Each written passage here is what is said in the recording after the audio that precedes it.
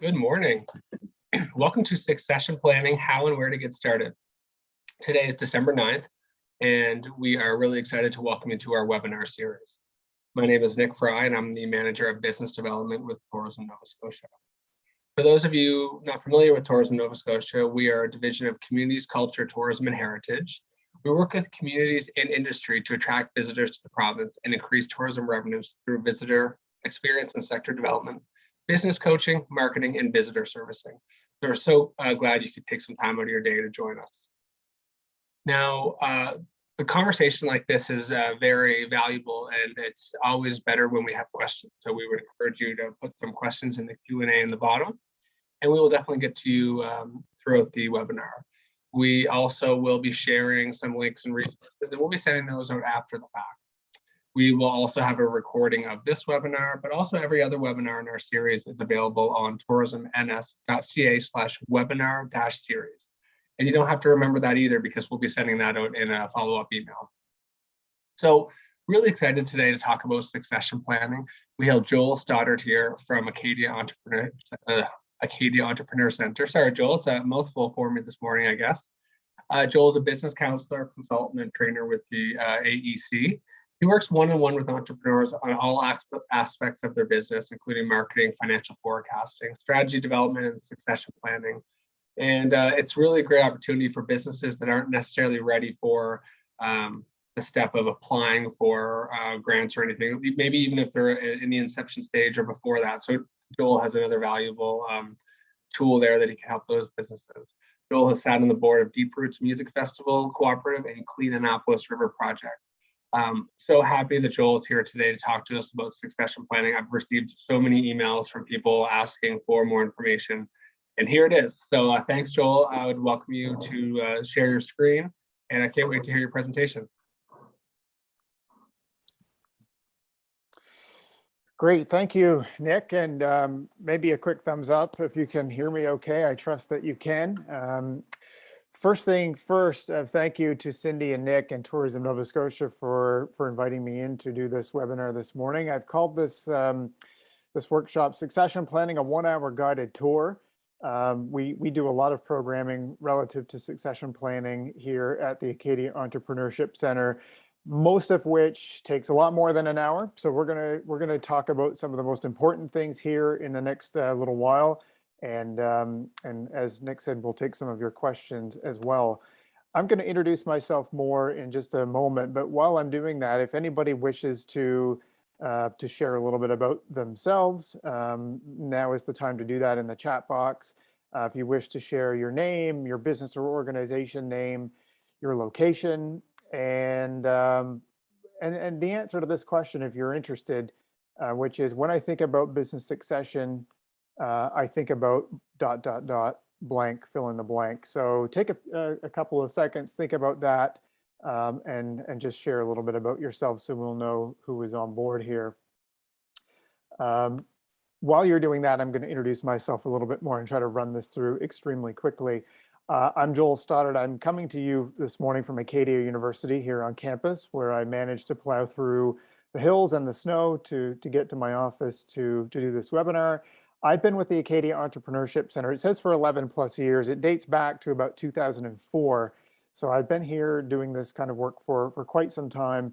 There was a 4-year hiatus in between where I worked as the business manager of a home care worker cooperative in the Valley called CareForce, and that will factor into this succession discussion in a little bit of time.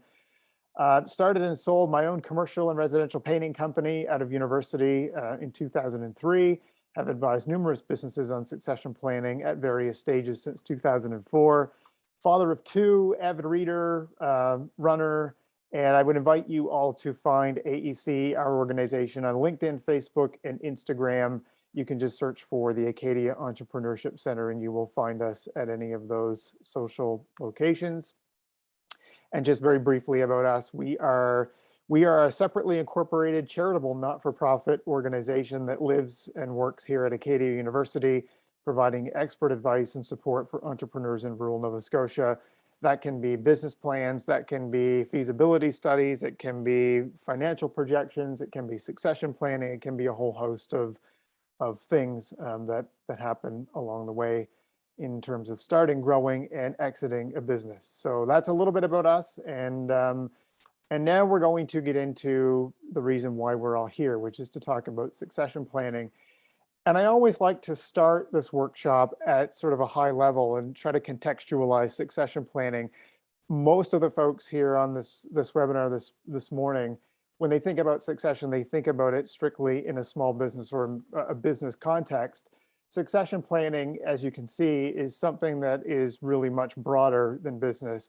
This workshop is going to focus on it from a business perspective, but in fact, succession, as it says here, is all around us all the time, and really is the process through which somebody takes over something from somebody else. Now, whether that's in a small business context or whether that's in a social setting or any other kind of way, succession planning really is a big topic. So some of you, I noticed as Nick and Cindy sent around the registration that some of you come from various different organizations. Some of you are not in business, which is fine. I just wanted to make it known that today's workshop is focused a little bit more on business succession as opposed to general leadership succession, which is no less an important topic and certainly applicable to business too. But really we're focusing in on the business aspect of things.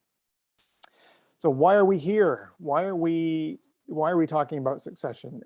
I start usually when I do this workshop from the following place, from the following assumption, which is this: if you're like most entrepreneurs, you are aware that no matter what, something is going to happen to your business. None of us are going to be here forever, and something will eventually happen.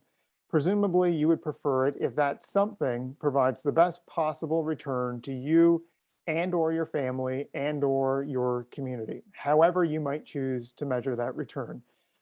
So in a lot of cases, when we have people participating in this workshop, they are coming from a place of, I think I'm going to get out of my business. I want the best possible financial return, and can you help me do that? And the answer is usually yes. But I just wanted to make it sort of clear that financial and sales outcomes are not necessarily the only reason why people choose to come to a workshop like this. So hopefully this is your why, or this somewhat resembles your why. And we're going to talk a whole bunch about succession planning here this morning.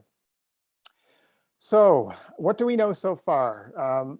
In about 7 or 8 minutes, we're going to switch the page, and the majority of this workshop is about what you can do and how you can take proactive steps to start planning your succession as a business. But I always feel like I'd be remiss if I didn't spend a few minutes up front sort of talking about, well, as I've said here, AKA the obligatory 7 minutes of stats and data for any of you who like to ground your perception of succession in what we know to be true. So I've taken some stats here from the Canadian Federation of Independent Business, and I thought it would be worthwhile sort of looking at the lay of the land. So these are Canada-wide statistics, polls of business up, and I think this was 2020, so COVID may have changed this a little bit, but generally speaking, I think it will remain fairly accurate. So what is the expected business exit date? So as you can see here, about 8% of Canadian business owners expect to go through and exit their business within the next year. Another 39% see that horizon as being 1 to 5 years. 25% between 6 and 10 years, 20% are in it for the long haul, and about 8% are uncertain. So about half of small business owners, not quite, but almost half, are looking at exiting their business sometime within the next 5 years. So who has a succession plan, you might ask? The answer to this question is that the majority, a slim majority, have no current succession plan, which is that they have not given this the thought that they might need to. 41% say, yes, I have an informal plan, which is i.e. unwritten plan. So it could just be an idea in somebody's head about what's going to happen to their business when they're finished. And 8%, a very small minority, say that yes, they have a formal written plan that is with all the T's crossed and I's dotted that they will need to do this. And I show you this stat mostly because I assume that most people that come to a workshop of this nature don't have a formal written plan, and just to kind of show you that if nothing else, you're in good company with a lot of other Canadian business owners who are at various stages of trying to plan for succession.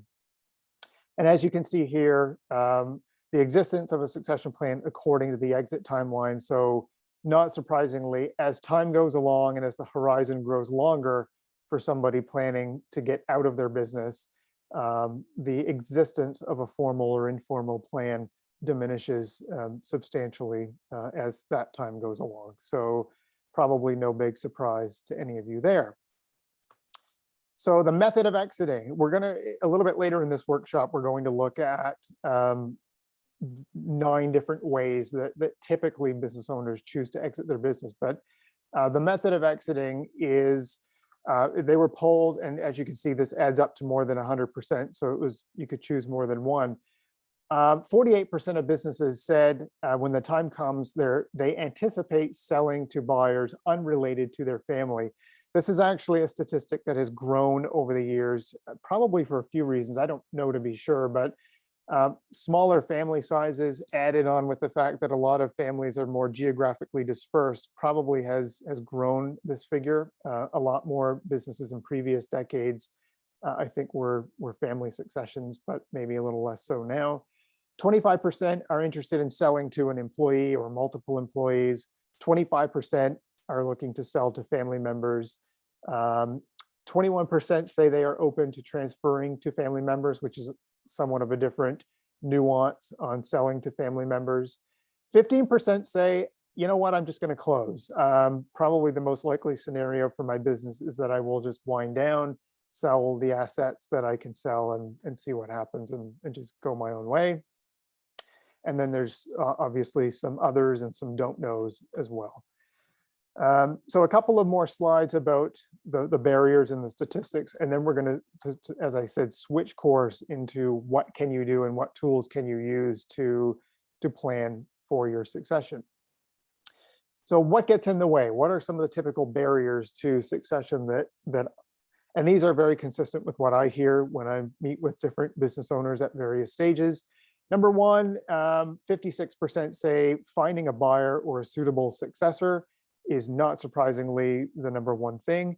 It is a little bit of a buyer's market now with respect to exiting businesses. I would love to tell you that it was a seller's market, but for various reasons, I think it's a little bit more of a buyer's market right now. So finding buyers and suitable successors is a big challenge. Valuing the business, or maybe not even valuing the business, but arranging to have the business valued and being willing to make that investment is a barrier for some folks. Too much dependence on my active involvement. This is a really interesting one. What a lot of business owners say is, and they're not necessarily misguided in saying this, is that some businesses are so reliant on the day-to-day involvement of the individual who runs that business, which may be some of you, that the prospect of somebody taking it over successfully is very small, just because once that person exits the business, it loses its knowledge, it loses its charm, it loses a whole bunch of other things. We try to work with people to make that not a barrier, because that, you know, we would hate to see a successful business go down because of that reason. But financing a successor, where to start, accessing access to cost-effective professional advice, which is really another way of saying that, yes, succession planning usually does cost money, and there are professionals, which we'll talk about later, that you do have to enlist, and they usually don't work for free. So some businesses are reluctant to make those financial investments in that. And then you can see there's a few other reasons there as well. Business succession is not a priority, conflicting business vision of employees, and so on and so forth. So a couple of more quick things I just wanted to allude to that weren't in this graph. All kinds of reasons why people run into challenges with succession planning or getting out of their business.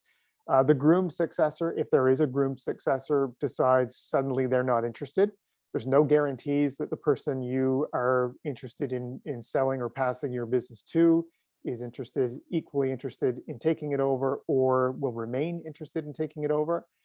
Sometimes there are bad faith negotiations, which is negotiations that go south, not necessarily just because the buyer and seller can't agree on a price or terms, but because there's some breach of trust that, somewhere along the intricate negotiation that sort of, causes both the buyer and the seller to go their own separate way. The business isn't saleable. Again, we sort of touched on that a minute ago. There are some businesses that, and I struggle to think of this, and maybe I'll just throw this out as an example. If I had developed a business as a public speaker or as an author, say, for example, or a content writer, and I had built up quite a successful business around myself, selling that business is tricky because much of the value of that business is wrapped up or would be wrapped up in me doing the work. And when I go to sell that, then you're really kind of asking yourself, what value is there in somebody buying that? If the minute I walk out the door the other way, they're going to really sort of have to start from scratch. So sometimes the business is less saleable. Usually that's not a problem, but sometimes it rears its head. Seller overestimates the business's value. We see this one and hear about this one a lot. And it's somewhat the same, if I could draw a comparison to selling your home. Sometimes what happens is that when you go to sell your home, you think it's worth this much. The person who wants to buy it thinks it's worth this much. And you just need to sort of hope that you can meet in the middle. Sometimes that same thing happens in business, which is that a business owner has toiled away building their business for 20 years or 15 years. And they really have a lot of sweat equity invested in it. They have a lot of emotional investment in it. And sometimes it turns out that the business isn't necessarily worth what they imagined that it would be worth. And that's a difficult reality, I guess, sometimes for people to accept. There's other reasons here. I'm not going to go into great depth, except to say that the successor doesn't always share the seller's vision, energy, or knowledge. Probably most of you know a business in your community that has built itself on the energy, passion, and know-how of an owner or an ownership group. And it's very hard to find people to replace that energy and to replace that knowledge. And there's a graph I haven't shown you, but I've seen it, that how many businesses survive the first generation, second generation, and third generation of succession. And the chart and the curve really goes down substantially the farther you go along, for this reason, which is that it's hard to find people to step into the owner's chair and really carry on with the same ambition that the owner had. Okay, so I said 7 minutes. I think maybe it was 8, but that's the end of the what not to do or the statistics part of this. I'm just going to pause there for a moment and just check in on the chat box just to make sure I'm not missing any questions at this point. And Hey, Joel. Yes, hi, Nick. This is all awesome information. So I don't think there's any questions, but you did get a lot of kind of feedback on your request for kind of your questions at the beginning, what people think succession planning is and things like that. Excellent. So it's a lot of information, so I'm not sure how you want to handle it. If you want to pick one or two. I think I had mostly hoped that folks would sort of introduce each other to each other, but I do see some comments here. We have Jennifer McKean, and forgive me if I'm missing anybody, because I do scan through fairly quickly. Patricia Brooks Ironberg from an unemployer engagement specialist from Job Junction. Jennifer McKean, business development advisor with Tourism Nova Scotia, who feels all businesses should have a succession plan in place throughout their business life cycle. I certainly agree with that, Jennifer. I don't know that I'm always successful in getting every business owner to agree, but I tend to agree. Nancy Roberts from Seaweed Tours in Lunenburg, just looking for info and insight. It's been a rough few years. Yeah. I don't need to tell anybody here what a rough few years it's been for folks, particularly in the tourism business. And I see Rob Stevenson is here as well from the Western Wren. Many business owners who are in their mid to late 60s who don't have a succession plan. Very costly in terms of lost opportunity and lost value for their business. That's a really important point, and something that I didn't pick up on, but I will now since you brought it up, is that succession isn't just we mostly talk about succession from a micro point of view, as in how can you maximize your return on your business. We often don't think about the impact that this has on communities from a very macro point of view. Much of Nova Scotia is rural. Many of these businesses are important employers in their rural communities. And we often don't think about the impact of a business that employs 10 or 15 or 20 people suddenly closing because they couldn't find a successor, and the impact that that has on smaller regions. So yeah, I agree with you. We see a lot of people at the late stage of their business who don't have a succession plan, and there are stats somewhere about how many of these businesses are lost, quote unquote lost, in that given the time and effort, they probably could have had a successful succession, but because there was no focus on it, they just ended up closing. And that's always hard to see, because it is very hard to build a successful business. And once you've got it operating, you really want to make sure you may make the effort to find somebody or several somebodies to fill in those shoes and keep it going from an economic point of view. So thank you. And forgive me if I missed anyone. I did scan through that fairly quickly. So the only thing I would say is anybody, again, on the call, really encourage you guys to ask any questions. I have a few written down, but I'm going to wait because I think you said you're going to answer them later. So we'll see. And at the end, and so if anybody has any questions throughout, pop them in the Q&A. And if we'll answer them, great. And if not, we'll just get them to them at the end. And thanks again. Excellent. Thank you, Nick.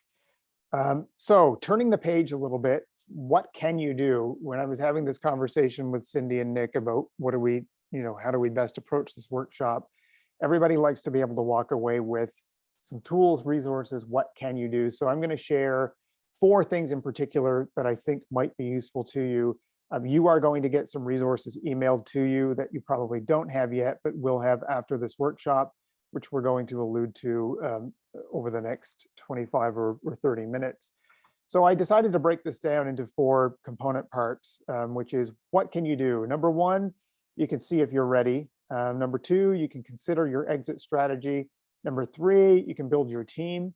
And number 4, you can get your quote manual ready. So we're going to take each one of these in turn, look at a resource associated with each one of them.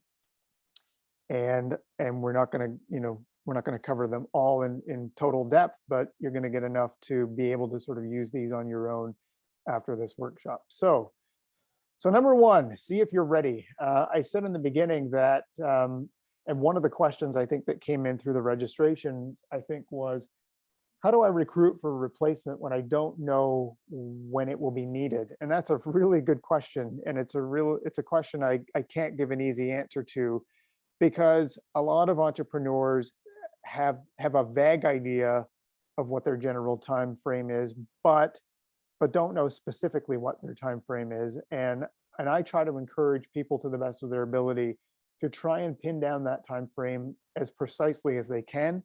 I know that's not easy, but what I often try to do to get people started in this process is give them a 26-point readiness assessment. So there is a form. There's 26 readiness questions, of which I've listed 7 here, and which I'll sort of go through, but the other 19 you can see for yourself. And it's just kind of it's a tick the box. It's yes, I'm totally ready. I'm thinking about it, but I'm not ready, or no, I'm really not ready to do this. And this will sort of be your first step into how ready am I really to go through a succession planning process. So there's questions like, have you identified a time frame? Are you ready to have a valuation done, a business valuation, or have you had a business valuation done? Number 3, are you emotionally ready to let go? I know most people, when they think about business succession, are not thinking about their feelings necessarily and all that sort of stuff. But I can tell you, when we've done this succession program here on campus and face-to-face, one of the most popular speakers we have come in is Susan Barthos. And Susan has a consulting company, and she works as a mediator in various other capacities. But this whole emotional part of being ready to let go is something that I think a lot of business owners underestimate for various reasons. And I think that's important to think about. Number 4 is your family on board, or your family or your friends or whoever else in your life needs to be on board. What do you want or need in a successor? A lot of business owners haven't given this a lot of thought. I think a lot of folks want somebody to pay a good amount for their business, and they haven't really thought about what is needed or how to recruit that successor. And if you know what you need, if you know the skills and aptitudes that your successor is going to need, it makes your recruitment process a whole bunch easier. So we do go through a bit of an exercise in the face-to-face program of creating your own job description as the owner of a business. And once you've done that, you're in a much better position to say, this is the profile of the person that I'm looking for to take over my business or to buy my business. And I can sort of, I can really narrow in on that search, knowing what I know about the needs. Do you have systems in place? We're going to talk a little bit about building your manual. And are you ready to open up to your stakeholders about it? We're going to talk about stakeholders in just a minute. There's a whole bunch of stakeholders beyond just who works in your business and your family that need to play a role or at some stage in your succession. And we're going to talk about those in just a minute. So this is the readiness assessment. This is, if you do nothing else and you're just sort of starting and you kind of want to go size up the land, where am I? This is the way to start doing that. So number 2, consider your exit strategies. One of the other questions we get frequently with people who walk in the door is, okay, show me my options. What's my menu of options that I can choose from for exiting my business? And we like to say that there's at least 9 ways to exit your business. We're open to the idea that there could be more, but generally speaking, I would suggest that almost all successions fall into one of these 9 categories. So number 1, dissolve your business, sell the assets, wind it down, sell your book of business, sell your equipment, sell your vehicle, sell whatever it is that you have to sell, and sell them as independent pieces and move on, dissolve the business. Number 2 is fairly common. It's to sell to key employees or to managers who work in your business. If you don't have any, well, then I guess that's probably not an option for you, and that's fine. A lot of small businesses, particularly in rural Nova Scotia, don't have a lot of employees. A close cousin of this, and something we're not going to dig into in depth, but which I'm really passionate about personally, is worker cooperatives and social acquisitions. I mentioned in the intro that I worked for a home care company here in the Valley. It was actually, it's not anymore, but it was at the time a worker cooperative, and it became a worker cooperative because a group of employees bought the business from its original owner, and they all became owners. There were 20 owners of this particular business. They structured it as a cooperative or a worker cooperative with all kinds of bylaws, and they ran it as a worker cooperative. There's a lot to know about worker cooperatives, and the worker cooperatives aren't that common, but I'd love to talk to anybody about it who is interested in that option. One of the key highlights of that option is that one of the barriers to selling your business is that oftentimes the person who wants to buy it can't find the capital to buy it. When you open it up to the idea of a worker cooperative to sell to 10 people or 12 people, suddenly raising that capital becomes a lot easier for a larger group of people, and it sometimes makes the sale a little bit easier. Social acquisitions are related to that as well, which is the process of transitioning your private for-profit business into a social enterprise. We see some organizations, not many, but some businesses that sell to not-for-profit organizations or who change the very business model of their business, and it becomes sort of a social enterprise or something in the social good.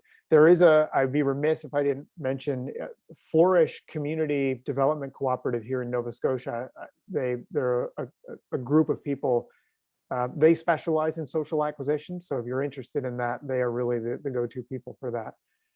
Then they're selling to a known outside buyer and they're selling to an unknown outside buyer. So selling to a known outside buyer is essentially somebody who doesn't necessarily work for your business, but is in the view of your business or is around the periphery. It could be a customer, it could be a user, it could be somebody else. Then they're selling to an unknown outside buyer, which is, I'm going to take my business, I'm going to open it up to as many possible suitors as I can and see what happens. Selling to a competitor is always an option. When I was with CareForce, as I mentioned, we were approached unsolicited by a competitor to sell to them. We did not end up doing that, but it is a very common place to look if you're looking at selling your business. Merging with another business, passing the business on to a family or child, or just keeping the business as a cash cow. So maybe you step back from your personal involvement in the business, but you don't sell it. You just hire a manager or multiple managers to continue on under some agreement that you continue to get some of the financial benefits of doing that. So lots of options here, lots of ways to explore selling your business, and the resource that you're going to get looks something like this. We're not going to read this all, of course, right now, but it just sort of lays out these 9 options. It talks a little bit about what it is. It talks about some of the pros and some of the cons of going down that particular road, so that when you're ready to do this, you can kind of narrow in on what are my best options. Knowing what I know about my community, the landscape, my business, what might be the most attractive options to explore here. Some of them you'll probably rule out very quickly, but some of them you may rule in. Okay, so that's how you consider your exit strategy. Number 3, build your team. Succession, I know people sometimes roll their eyes when I present this because many of you might be the sole owners of your business or what have you, but it really is a team effort. You do need to build, it is going to require input from and expertise from a whole variety of people, both inside and outside your business. So you're going to have your internal stakeholders, as we like to call them, and you're going to have some of your external stakeholders. So here are some of the folks externally who probably belong on your succession team. So you might have a tax expert who you consult with for your business. You're probably going to need a lawyer at some point. You may want a retirement planner if you're in the stage of your life where you're thinking about retiring and not just moving on from your business. Financial planner, estate planner, counselor or coach. Remember I mentioned a few minutes ago, Susan Barthos. Some businesses really need this. I mean, some businesses really, this is not just a hard technical business, legal, financial process, but it is also a soft emotional process. So bringing somebody in to have those conversations with you and the people you care about is important as well. And of course, I always recommend a certified business valuator. Caitlin Cameron with Grant Thornton here in the Valley is somebody that we have, or some of our clients have relied on, but I'm sure wherever you are, there's a certified business valuator nearby, somebody who can help you for a fee, and the fee is not inexpensive. It can range from, if any of you have ever had this done, probably depending on the size and scope of your business, it can cost anywhere from a couple of $1,000s, probably all the way up to $20,000 to have your business evaluated or have a value put on your business. When we did it with CareForce, we were at the very low end of that because there's different stages of depth that you can go into with business valuation. But chances are at some point you're going to need to know what the value of your business is, and you're going to want somebody with expertise to be able to do that and help you. So then you have your internal stakeholders. So you have employees to think about, or managers, or people who might even volunteer for your business if anybody is so fortunate to have that. You also have suppliers to think about. You have customers to think about. You have shareholders. You might have creditors, lenders, bankers. I've added, you see here that I've included society and government as external stakeholders, which sometimes raises people's eyebrows and they kind of go, well, what do I need to consult with or let them know what's going on? And in many cases, you might not, but there might be some cases where you do. For example, if you owned a business that was the only convenience store for 40 miles, or if you were a physician who was exiting your business and suddenly there was going to be a big gap in service for a particular community, or if you were a major employer in your community, there would come a time in your succession process, probably not at the very beginning, but there would come a time where you would want to bring some of those people into the conversation so that, as we said before, the community can continue to help you and can continue to plan for life beyond maybe your business. They too have a vested interest in your business continuing beyond you. So there are times when you would want to sort of bring them into the fold as well. And the question to ask yourself, I guess maybe before I go on to that, the question to ask yourself, and the real art to succession planning, is when do I bring each one of these stakeholder groups into the conversation, and what do they need to know and when? And that's a delicate dance, and that's something we help businesses try to sort out, is when do I tell employees that I'm thinking of selling my business, or when is the right time to sort of go public and look for somebody to take this business over. So we help people with that. And we have a worksheet here as well that we're going to share with you. This just lists a whole bunch of business relationships that you might have, or that you could have, and it sort of gives you a little bit of a checklist to kind of go, all right, when am I going to broach this subject with board members or suppliers or investors or my local counselor or anybody else that you might want to bring into that equation. So that this is building your team, and there's a lot to it, but it starts with small steps, and this worksheet should help you do that. And last but not least, we have get your manual ready. I always call it a manual, which maybe is a little bit of a misnomer, but if you're ready and you're there and you're getting out of your business, it's probably time to start putting all the pieces together in much the same way.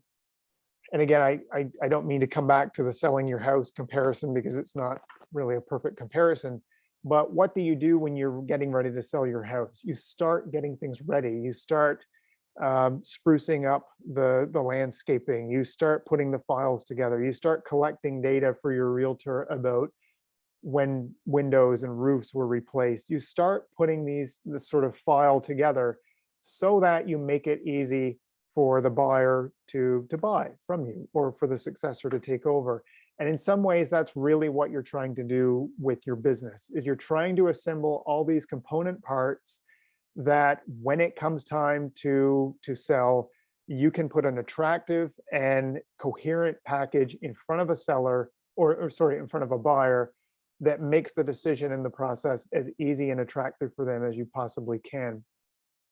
So I have a handout. There's 25 components, of which you only see 11 here. But this might include things like if you have a written business plan, if you have 3 to 5 year financial statements that you can start, printing off and putting together in a file, all job descriptions and staffing data, what's going on in your business, who works there, what do they do? You might have a policy manual for your business. You might have a list of key customers, suppliers, or ongoing contracts that a potential buyer is going to want to know about. You might have a description of key assets and some valuation on those key assets.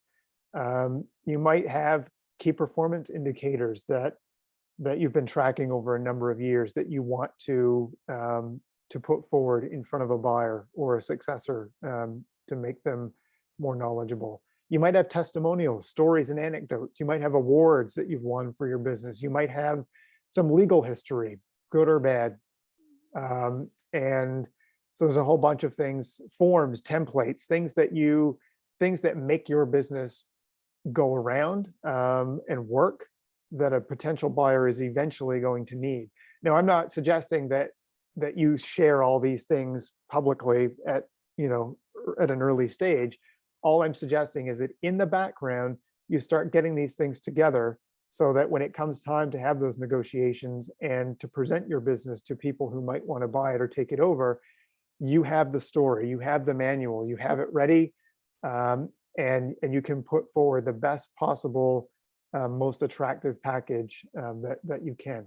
And I often, when I'm working in a room full of business owners, I usually tell them, take your owner's hat off, put your buyer's hat on. What would you, if let's imagine you were buying a business and you were sitting in front of the person trying to sell it to you.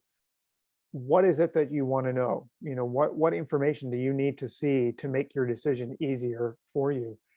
And there was a question, this reminds me, there was a question in the registrations that said, what makes a business most attractive to a buyer? And I'm sure there's 1,000 ways you could answer that question depending on who the buyer is. But I tend to think that the most attractive thing you can do is to present potential, to show potential for the future of a business. And I think this is where a lot of owners get a little bit confused at times, because they're very interested in showing all the wonderful things their business has done, and you need that. They don't necessarily put a lot of emphasis on how bright the future is or could be for their particular business. So in addition to all of these things, I often try to encourage people to do some sort of an overview of the industry, where it's going, and paint a bright future, show a lot of potential, because somebody who's buying a business, they're interested in what you've already done, but they're a lot more interested in what the future could look like for them after they buy the business. So think about that as well. Okay, so those are the 4 things. See if you're ready. Consider your exit menu or your strategy. Build your team. Get your manual ready. There's a couple of other things that I just wanted to sort of say as I wind down before questions. Is number 1, succession planning matters more than ever before on both a micro and macro level. This is a major government policy priority because, as somebody pointed out earlier, we have a large cohort of people who are in their 60s and 70s. Now is the time. They're thinking about getting out of their business, and it's a very, very important thing that we support them as they do that. Succession planning isn't for everybody. You have to know if you're ready. If you're not, that's okay. Maybe you come back to it in a year. Number 3, there are many possible paths to succession. Keep an open mind. We had a daycare who came through one of our business succession programs, came in with one plan, left with a completely different plan, and began to explore the worker cooperative option that daycare had never even entered their radar before. So keep an open mind to the many options. Understand that there are many intermediaries who can help you, many stakeholders who have a role to play. It's really a team effort. I qualify that, of course, by saying that yes, all of these experts usually require financial investment. Do as much as you can on your own, but recognize that at some point you will have to take the leap, probably will have to take the leap and hire an accountant, a lawyer, a tax expert, somebody to help you, get the most out of your sale or whatever it is that you're going to do. Number 5, succession planning takes more time and costs more money than most businesses assume. I know that nobody wants to hear that. How long does it take? How long is a piece of string, I guess? I think most people would say somewhere between 2 and 5 years from the time you start thinking about it to the time that all the pieces are in place. That's not to say you can't do it sooner. There was a gym here in the Annapolis Valley that went through the whole thing in 6 months, probably. I don't know how long they had been thinking about it, but anyway, it can be done in a rushed way, but I tend to think people get a better return and are more satisfied overall if they take their time, start early, and go about it that way. And number 6, businesses owe it to themselves to maximize their return on years of sweat equity. There's nothing that makes me sadder in a business context than to see somebody not recoup an appropriate return for all the hard work they've put into growing their business and making it a successful entity. And, life happens. And as much as I hate to say it, I've seen businesses have to close because of a death of a loved one, an illness of the business owner. Unfortunately, these life events happen. And I think this is a good insurance policy. It's a good way to get prepared so that if something does happen to you or somebody that you care about, that you're ready, kind of in the same way that a will kind of serves. Okay, so that's pretty much it. I'm going to send along something called the 6-page succession plan. It's another handout. Hopefully you're not feeling over bombarded with handouts, but these are tools. These are sort of fill in the blanks. These are tick the box, share your thoughts, and this will sort of guide your succession planning process along the way. So with that being said, I know that's a lot. Usually we do this succession program over 15 hours and we dig into each one of these parts and we go through exercises, we think it out loud, and you got the 49-minute version here today. But I hope I've left you with some food for thought and things that you can feel like you can tangibly take on to get your process started. If that's all you do, if you only get it started and you have to revisit it later, then you've got something, you've got a baseline there to work from. And I would love to see everybody sort of get the bare minimum out there and have something to move forward with. So with that in mind, I think what I will do is suggest maybe Nick, I don't know if any questions have come in that anybody has. No, not yet. Time. So I would, so first thing I would say is that was an excellent presentation with very, very valuable information for everyone involved. So if you're here today, thank you. If you're listening to it after the fact, I hope you have enjoyed it. Some positive words coming in. Great presentation, super presentation. Thank you, very excellent. So that was great. Hey, Laura, how you doing? Laura Muse in the house. Okay. And but I had a question. So let's say that someone on here was interested in taking your 15-hour course. When is the next one, or how do they find out more information about that? That's a good question. The short answer is I don't know, which is not the answer I want to give. We actually did the program in October, so we just finished it not very long ago. Sometime probably in the first half of 2022. Okay. Probably the best way to check that out is just keep an eye on our social media and website. So what we'll do is, we'll send a link out though with our email with some of the other information and kind of give them an access to either your calendar or let them know how they can kind of be made aware of those things. That's exactly right. I would add though, Nick, that anybody who wants to come and talk to us virtually or face-to-face about this can do so free of charge. We, in this whole succession equation, we tend to try to position ourselves as the front end of the funnel or the wide end of the funnel or the generalist, which is that you come and talk to us, we go through some of these worksheets together, we sort of sort out where you're at, and then we together sort of figure out, okay, what is your next step? Is it to go see one of these specialists? Is it not? But anybody at any time, whether or not there's a program running, you can always make an appointment to come see one of our advisors and talk about this. Perfect. All right. So if anybody has any questions, I would encourage you to put it in the Q&A. This is from Steve, maybe more of a suggestion. I think a lot of not-for-profits don't really have great succession plans. It would be really great to see this as part of an education series offered by Rec Nova Scotia and or Sport Nova Scotia. Thanks for this, though. Gives a good place to start in planning for succession.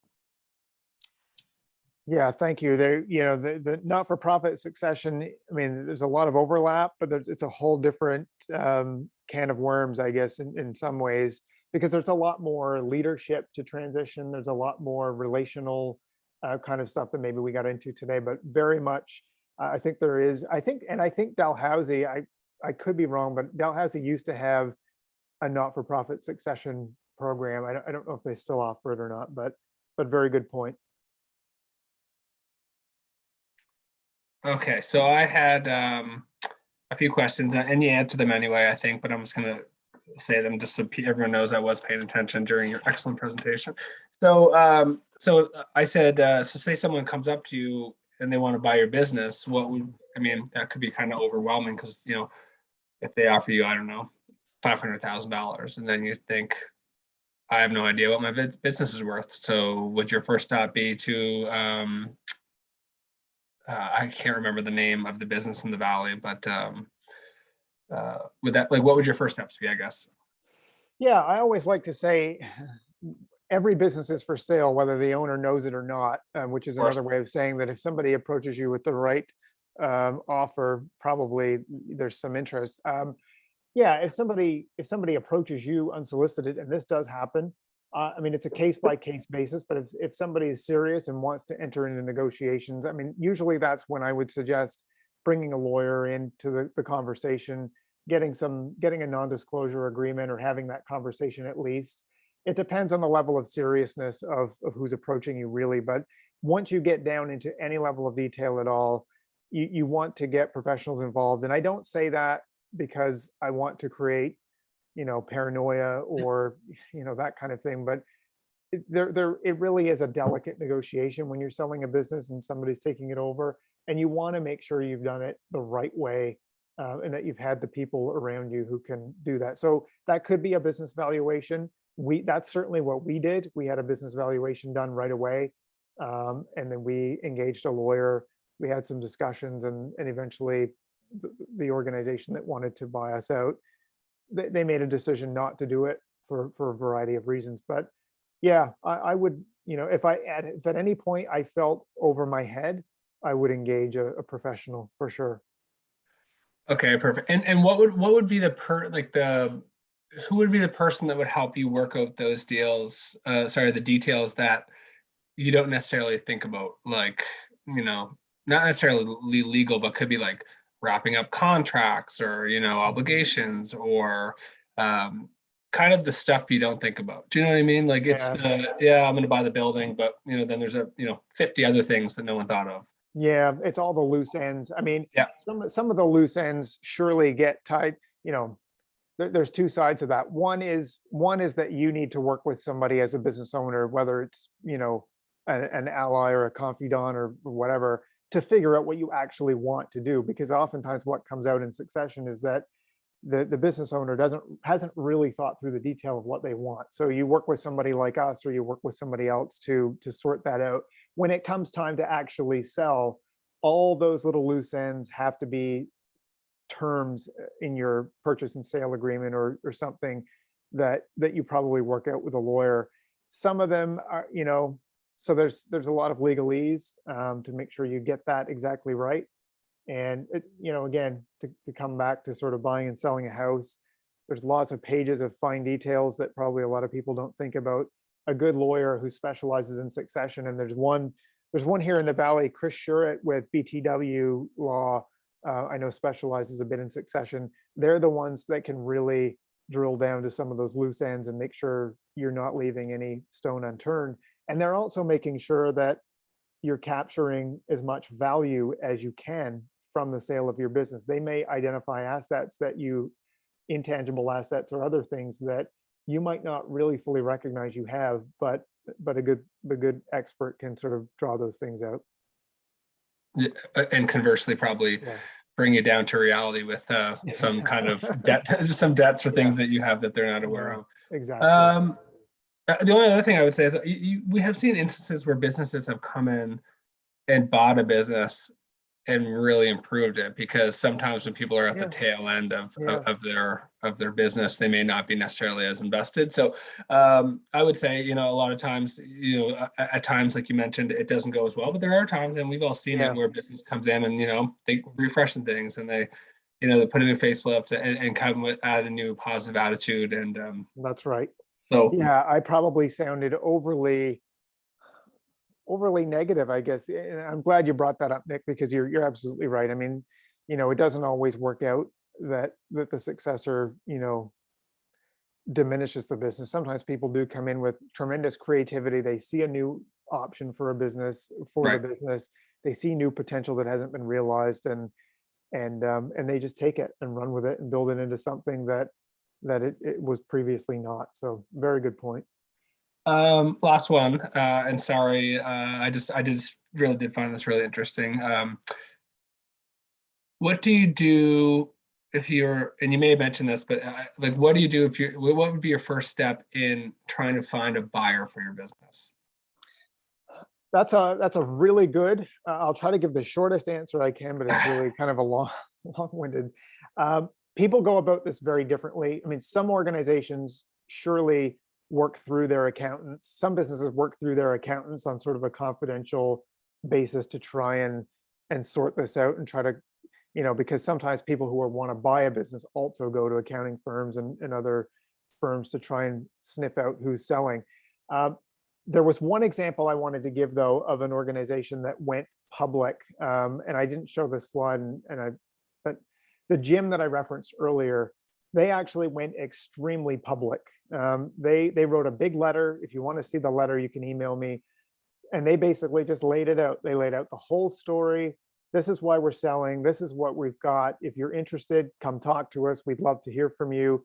And they just basically put it on the open market, as open as it could be. And they found a seller quite quick, a buyer, I should say, quite quickly.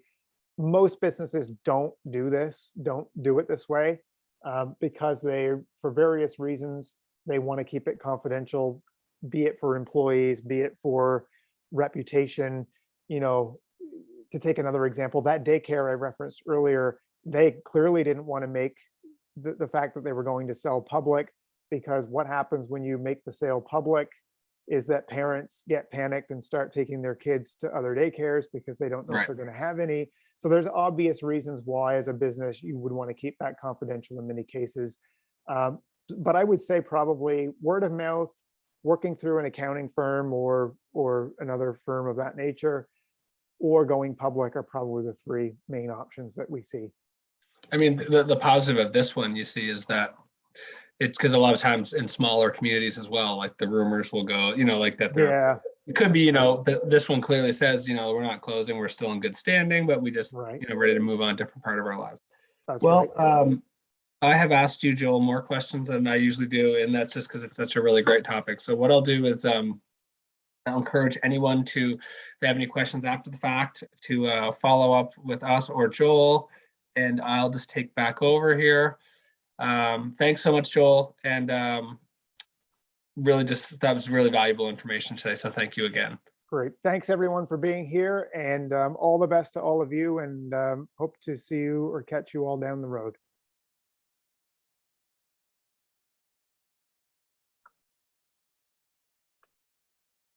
All right, so I am back and going to let you know, just give me one quick sec. There we go. Me and Joel have switched spots. So we have upcoming webinars. So we had one yesterday on short form videos, and we have part 2 tomorrow. Tomorrow. That's next Thursday. I think we've had enough webinars for this week.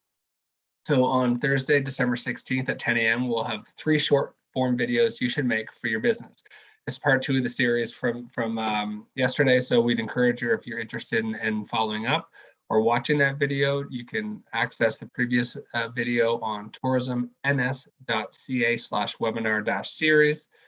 And I would encourage you to subscribe to the In Touch newsletter to receive notice about the topics of the next webinar in our series, but also any relevant information the organization has to share. We also are offering our new Digiport, which just launched last week. So it's in partnership with Digital Nova Scotia, and it's a one-stop resource for services and training to help tourism businesses adopt their digital marketing skills and improve their online presence by accessing professional support, which will improve all aspects of the business digitally. You can sign up for Digiport at nsdigiport.ca, and the link is on the screen there, and we'll be sharing that out later as well. So thank you so much again for joining us today. We encourage you to stay connected. If you have any thoughts after the fact, excuse me, if you have any thoughts after the fact or want to send us an email, please email us at tnsbusiness@novascotia.ca. You can check out our corporate website, tourismns.ca.